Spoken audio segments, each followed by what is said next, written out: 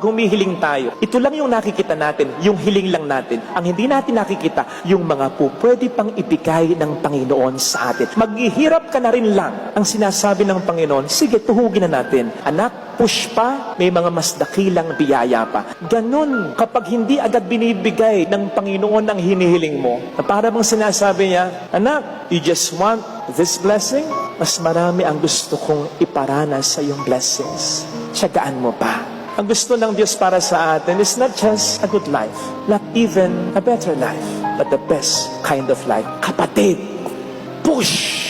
Kahit parang tahimik ang Diyos. Kasi kahit tahimik ang Diyos, may ginagawa ang Diyos. Psalm 121 verse 3, hindi natutulog ang Diyos. Kaya kahit tahimik ang Diyos, may ginagawang mabuti, may nilulutong maganda para sa iyo ang Diyos. So kahit tahimik ang Diyos, ano? Push!